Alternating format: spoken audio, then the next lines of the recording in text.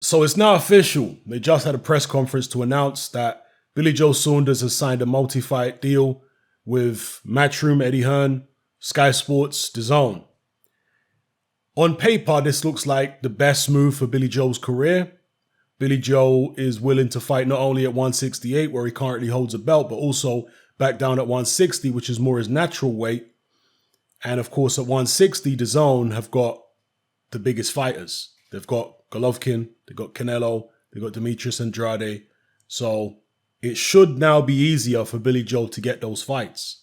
As I said in a previous video, Frank Warren did a fantastic job for Billy Joe, certainly through the first phase of his career, maybe the first third of his career. Did a fantastic job for him, got him the right fights at the right time, built him very, very well, got him that world title fight against Andy Lee. But since then, the relationship went stale. It stagnated. Billy Joe wasn't able to secure the Golovkins and Canelos at the time with Frank Warren. And maybe it's not all Frank Warren's fault. Maybe Billy Joe's lack of discipline outside of the ring, combined with the fact that, or the possibility that maybe Canelo's team and Golovkin's team just didn't want to play ball. At the end of the day, it takes two to tango. It don't matter how good a promoter you are. If the other side simply don't want to fight your man, or they've got more interesting fights for them on the table, then they ain't going to fight your man. You know, so maybe we can't blame it all on Frank Warren. But again, on paper, you would imagine now that it should be easier for Billy Joe to get the big fights because of the fact that it's a bigger platform he's now on. It's, bigger promoter, more fighters on the roster in and around his weight divisions. So yeah, hopefully this is a good move. And it's like I've said many times in videos, there's absolutely no room in boxing for fighters to be loyal to promoters. Forget about being loyal to anybody. Forget about being loyal to Eddie Hearn or loyal to Frank Warren or Bob Arum or whatever promoter is out there. Ain't no time to be doing that. You've got a very, very small window within which to make life-changing sums of money as a fighter. So you got to be selfish. You just got to go with whoever can deliver you the biggest fights for the biggest money. That's what you got to do. Got to be selfish. Billy Joe has parted ways with Frank Warren on good terms, as far as, we can tell. So that's good. We don't want to see Billy Joe, have any difficulties trying to leave his promoter. I really don't like that. I don't like seeing fighters have difficulty splitting with their promoter. And look, Eddie Hearn is not a guy who I would trust in general, but when it comes to the way he deals with fighters who he has signed to him, he's never tried to hold a guy's career up and not let him go. I've never seen Eddie Hearn do that before. Generally, when fighters want to leave Eddie Hearn, they just leave. Yeah. And it's good to see that on this occasion, Frank Warren did something similar with Billy Joe. He just let him leave, clean break, no issues. Billy Joe can go on to hopefully bigger and better things. Now, at the press conference, Eddie Hearn wasn't necessarily saying that the Andrade fight would be next. He said, Andrade would like to fight Billy Joe, but he thinks that there are more interesting fights out there for Billy Joe, like the likes of a Chris Eubank Jr. He said that's a fight he would like to put on. Now, Chris Eubank Jr. recently came out and called Frank Warren a snake. And clearly the Eubanks are not on the best terms with Frank Warren, but they're not on great terms with Eddie Hearn either. I think they probably would be more willing to work with Eddie Hearn than they would with Frank Warren. I strongly suspect that that's the case. But it isn't necessarily plain sailing working with Eddie Hearn for them either. So we'll see what happens there. I can see the logic in it.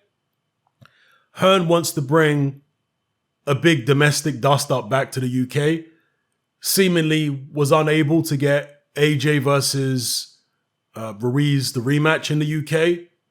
And remember, the first fight, AJ Ruiz, that was originally supposed to be a Wembley fight.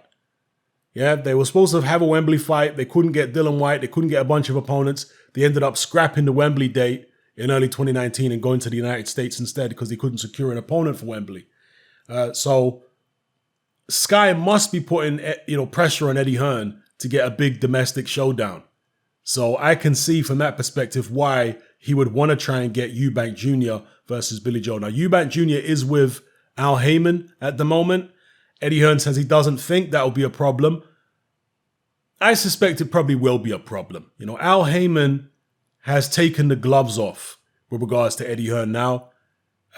Eddie Hearn has made approaches to several Al Heyman fighters as a promoter because Al Heyman is not officially a promoter, so Eddie Hearn's legally entitled to do that. And obviously Al Heyman is not going to take kindly to that. I know people are going to say, well, that's hypocrisy because Al Heyman took all Golden Boys fighters.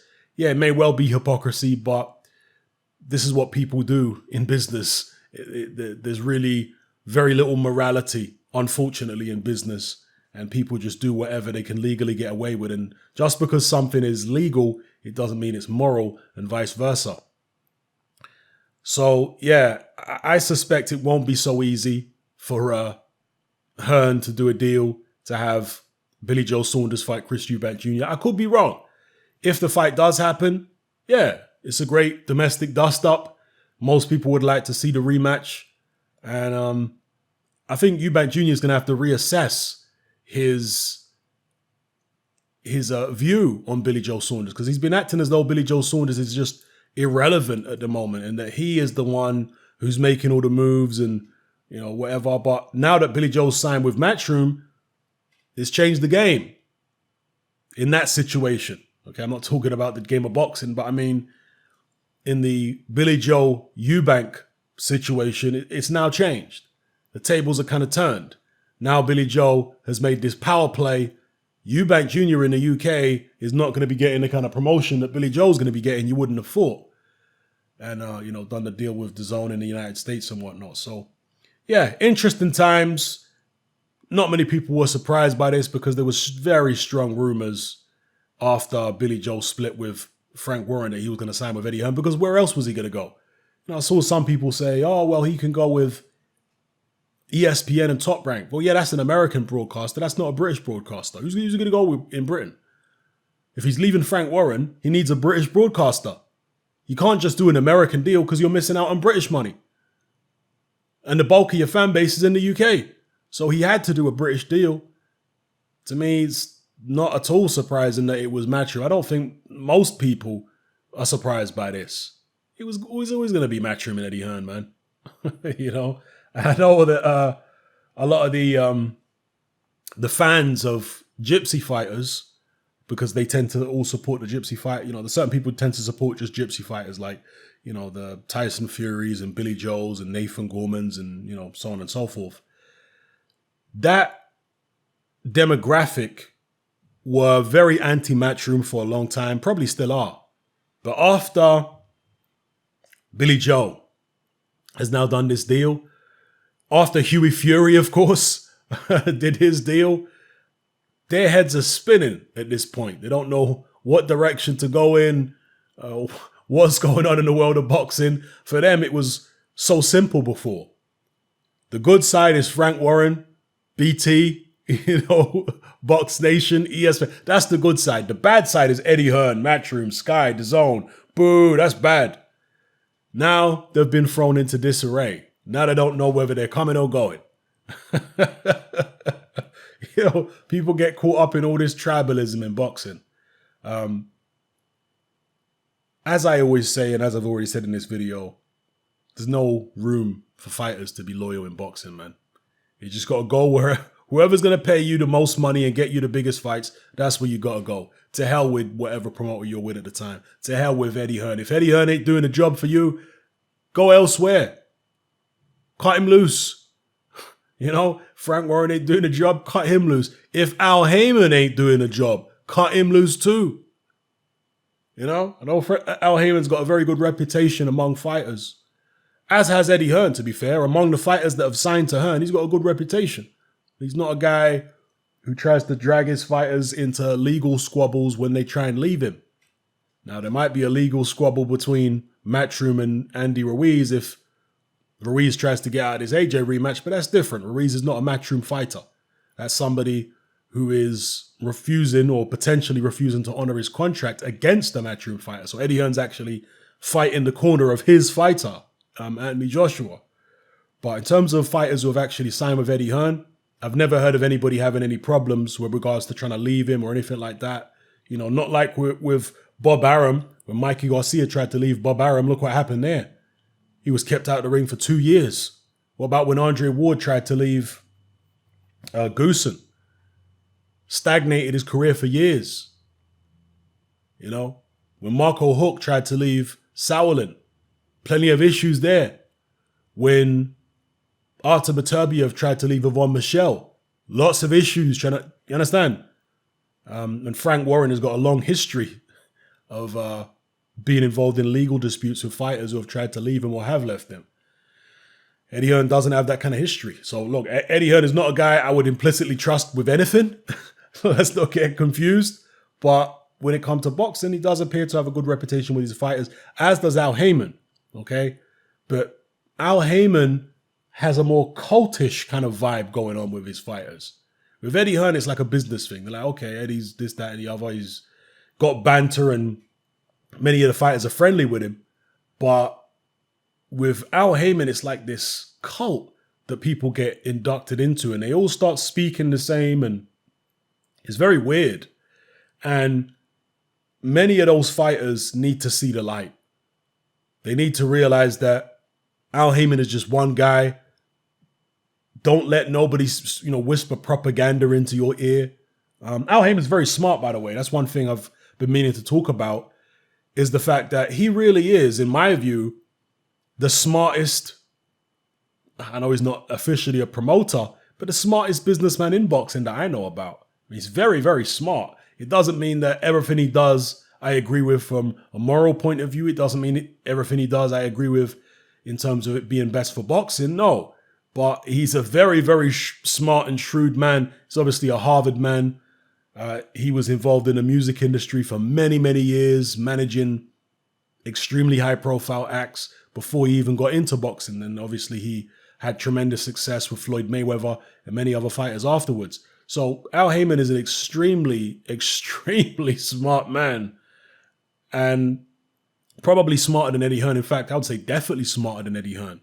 Hearn might have a certain machine behind him, but Al Heyman is, I would say, a brighter man than Hearn, although may not have the resources worldwide that Hearn has got. But he's a very, very bright man, and I think Eddie Hearn is now realizing that because, I'll speak about it in a separate video anyway with regards to the Andy Ruiz situation and why I think Al Heyman is so smart there.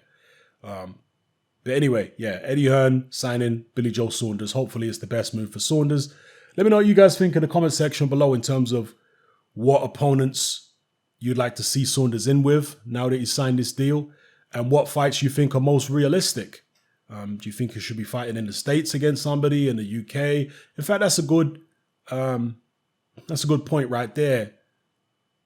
Will they try and base Saunders in the US or will they try and base him in the UK? I suspect the whole Eubank thing is about trying to get a big UK pay-per-view fight.